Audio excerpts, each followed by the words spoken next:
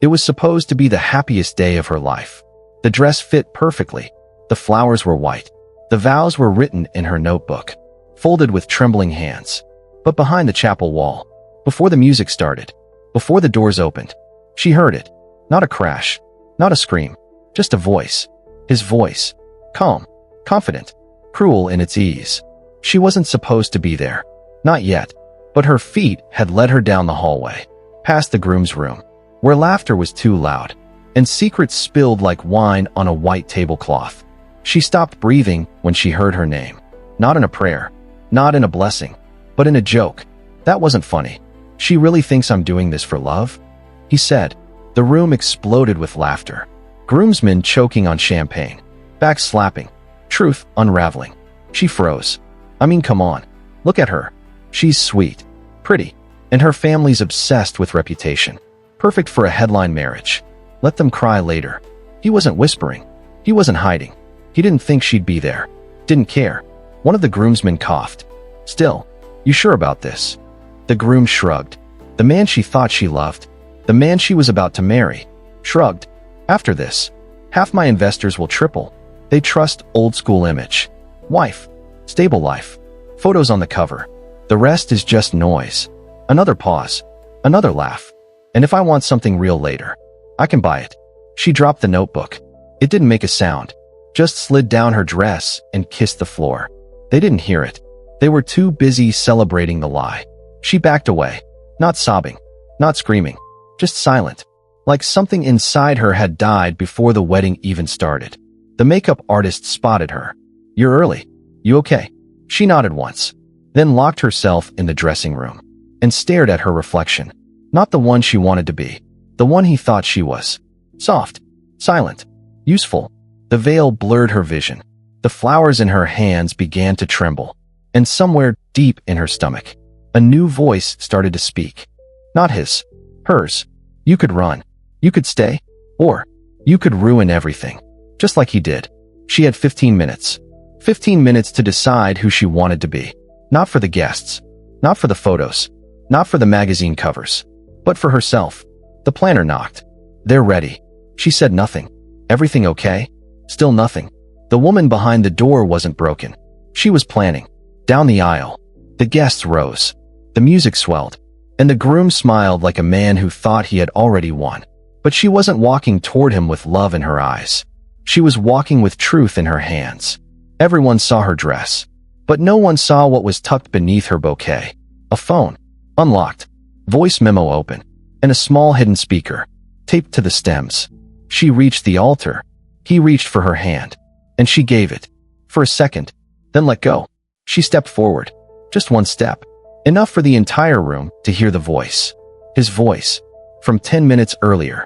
She really thinks I'm doing this for love? The room went silent. Then, she's perfect for the image. Let them cry later. Gasps. Chairs creaked. The pastor froze. The groomsman turned pale. And the groom, the millionaire groom, couldn't move. He just stood there, as every face turned toward him. And her. She turned slowly. Not crying. Not yelling. Just looking him in the eye. You wanted a headline. She said, well, now you have 1 inch. Then she turned again. This time, not toward the altar, but toward the door, and walked out. Alone, but free. The veil trailed behind her. The music stopped. The future changed. And no one, not even him, moved fast enough to stop it. No one saw her for weeks. Not her bridesmaids. Not her mother. Not the photographers. And definitely not him. The media exploded. Phrases like runaway bride, cold feet, humiliated at the altar, flooded the headlines. But none of them told the truth. Because she didn't run. She walked. Deliberately. Without shame. She didn't vanish out of fear. She disappeared out of power. The guests left confused. The planner tried to do damage control. And the groom, the millionaire, he stood alone in his tuxedo, staring at the spot where she had stood, where her words had cut deeper than any blade. His PR team moved fast. They called it a misunderstanding, an emotional misstep, a stress reaction. But the audio had already gone viral. Millions had heard him. Millions had watched the video she uploaded. Footage from her phone. The speaker hidden in her bouquet. The entire wedding unraveling in public view. Investors backed away. Collaborations paused. The image he spent years building cracked. And the worst part, he still didn't know where she had gone. He tried calling. No answer. He tried sending her a letter through her sister. It was returned unopened. He tried sending a legal team, but there was no address to find. Because she wasn't hiding in the city or at her mother's house. She was hundreds of miles away, in a town where no one knew her name. She changed her hair, switched her number, rented a small room above a flower shop, and took a job cleaning rental cabins near the lake. Every morning, she woke up before the sun, tied her hair back, slipped on worn shoes, and reminded herself that leaving him was not the end of her story. It was the start of a new one. Some days she ached, not for him, but for the life she thought she had. The illusion, the softness, the belief in something safe. But then she would see her old wedding dress, stuffed in a garment bag in the back of her closet, and remember the voice behind the door. Meanwhile, he was spiraling. Not publicly. Of course not. In front of cameras, he wore a calm smile. Behind them, he tore through offices, fired half his team, blamed everyone but himself. Because that's what he did best. Control. But he couldn't control her. Not anymore. And that drove him mad. He hired a private investigator, offered double the usual rate, told them, she has something of mine. But the truth was, she didn't. He just needed to believe she did. He wasn't looking for closure. He was looking for control. And one day, he got a lead. A florist in a small town recognized her from the tabloids, said she was kind, quiet, worked hard, didn't talk about the past. But one detail stood out. She never picked white roses. When he heard that, he froze. Because white roses were the flowers she held at the altar, the ones wrapped around the speaker, the ones that heard his betrayal. He drove 6 hours that night. Didn't call. Didn't announce himself. Just arrived.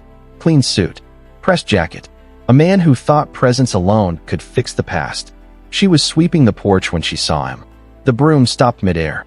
Their eyes met, but neither moved. Not at first. He took a step forward. She didn't. He said her name. She didn't respond. He tried again. Voice softer. More careful this time.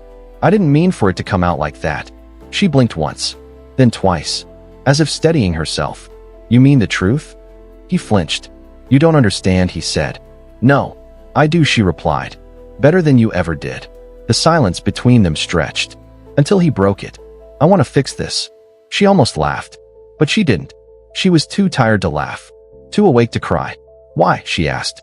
Because you lost control? He opened his mouth, then closed it. Because she was right. And they both knew it. You didn't come here for me, she said quietly. You came here to clean your image. To find the girl who embarrassed you. To rewrite the ending. I loved you, he said finally. I still do. She looked down at her hands. The same hands that once wrote vows. The same hands that pressed play at the altar. I loved you too, she whispered. Which is why I won't let you lie to me again. He tried to speak, but her hand was already on the door. She looked back once. If you ever loved me, you would have protected me, not performed for me. She stepped inside and left him on the porch, alone, again. But this time, she wasn't broken, and he wasn't in control. The door closed softly, but to him, it felt like a slam. She didn't scream. She didn't cry. She just walked away, and that was worse than anything else. He stood on her porch, still wearing the suit, still holding on to the idea that his presence was enough. But the silence told him something he'd never heard before. You're not wanted here. He walked back to his car, but he didn't drive away. Not yet. He sat behind the wheel, hands resting, breath shaking, eyes locked on the cabin's front window, half hoping she'd peek out. She didn't. She didn't care he was still there. Hours passed. He didn't move. The next morning, she walked to work, just like always. No makeup, no ring, no weight of the past dragging behind her. She saw the car, parked across the street. She knew it was him. She didn't look twice. At the flower shop, she arranged peonies, not roses. She kept her hands moving, even as the owner whispered, "That man's been outside since last night." She nodded, didn't reply. She wouldn't run again. Not this time. Because this wasn't fear. This was proof. He wasn't there for love. He was watching, waiting, like someone who'd lost control and couldn't stand it. By evening, he came back to her porch. Again, knocked once. This time, she didn't answer. He slid something under the door. A letter. Handwritten. She picked it up, held it in her palm, but didn't open it. She placed it under her mattress and went to sleep. The next day, he followed her to the cabins. Didn't say anything, just stood by the trees, watching. At first, the manager thought he was a guest, until she explained, with a calm voice and tired eyes, he's just a man who used to wear a mask and now doesn't know who he is without it. On the third day, she found flowers at her doorstep. White roses. A cruel joke, or a desperate apology. She wasn't sure. She threw them in the bin without flinching. That night, she opened the letter. Only one line inside. Please tell me how to fix this. She folded it in half, burned it in the sink, watched the words curl into ash. Because that was the problem. He still believed he was the one who could fix it. The next morning, he wasn't outside. Not in the car. Not on the porch. Not watching. She didn't feel relief. She felt a question. Something wrong in the air. And then, the knock came. Not on her door. On her job. The flower shop owner rushed in. Pale. Shaking. Holding a paper in her hand. You need to see this. She turned the screen. It was a website. A news outlet. And her face was on it. Again. This time. Not as the bride who walked away, but as the woman who ruined the millionaire's name. A leaked email. A twisted timeline. A full PR assault. The article claimed. She set him up. Staged the recording. Planned it all for attention. They printed her full name. Old photos. Lies. Her hands trembled. The room blurred. Because she knew exactly who leaked it. It wasn't his team. It was him. She rushed home. The car was there again. So was he. But this time, she didn't avoid him. She walked straight to the window, threw it open, and stared down at him. You said you wanted to fix it. She called out. Voice cold. Sharp. And you think this is fixing it? He stepped out. Looked up. I didn't leak it. Don't lie, she said. I saw the file trail. Your lawyer's name is all over it. He didn't deny it. Didn't flinch. He just stood there. Shoulders heavy. Eyes raw. You destroyed my life. He said.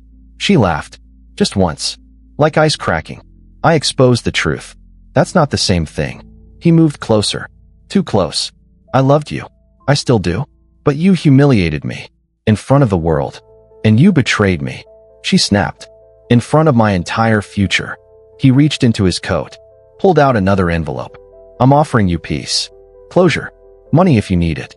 Or just silence. She didn't even look at the envelope. She looked at him. Really looked. And what she saw wasn't a man. It was a performance. An ego. Wrapped in a suit that no longer fit. You want silence? She said. Then listen carefully.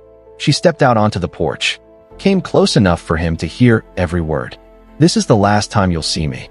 The last time you'll use my name. The last time you'll confuse control for love. He opened his mouth. But she raised her hand. No more letters. No more cameras. No more pretending. She took the envelope, tore it in half, and let the pieces fall at his feet. I'm not your bride, she said. I'm your consequence. Then she turned. And this time, he didn't follow. Because he knew. He had nothing left to hold over her. But the damage was done. The article was out. Her name was trending. And people were watching again. But this time, she wasn't going to disappear. She was going to respond. Not with press. Not with lawyers. But with something deeper. And colder. A truth he had buried long before the wedding day. A secret that would ruin him. The way he tried to ruin her. She didn't sleep that night. Not because she was afraid. But because she was ready. The article had gone viral. Her inbox flooded. Comments everywhere. Some believed her. Some didn't. But that didn't matter. Because she wasn't just holding a memory anymore. She was holding proof. And this time, it wasn't about what he did to her. It was about someone else. A girl. Younger. Quiet. Once an intern in his company. 3 years ago. She remembered the girl's face. Nervous. Brilliant. Grateful just to be in the room. She remembered how the girl was always in the background. Always leaving meetings early. Avoiding eye contact, and then one day. She was gone. No explanation. No farewell. Just gone. Back then, she didn't ask questions. She trusted him. Now, she dug. And what she found turned her stomach cold. A folder in an old drive. Hidden inside a file labeled budgets. But the contents weren't numbers. They were messages. Recordings. Phone logs. One of them was his voice. Talking about the intern. Joking. like he did on the wedding day. But worse. She knew what she was doing. Wear a skirt that short. Then act surprised. More laughter. More poison. Then silence. Then her voice. Low. Scared. I didn't ask for this. Please stop. The audio cut off. She sat still, tears running, not just for herself, but for the girl who had no voice back then. Now, she had won. The next morning, she uploaded the recording. No commentary, no hashtags, no edits, just the truth. In his voice, in her fear, and the world listened.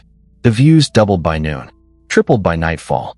Articles reversed, reporters called, and this time, the headlines changed. From bride gone rogue to CEO exposed.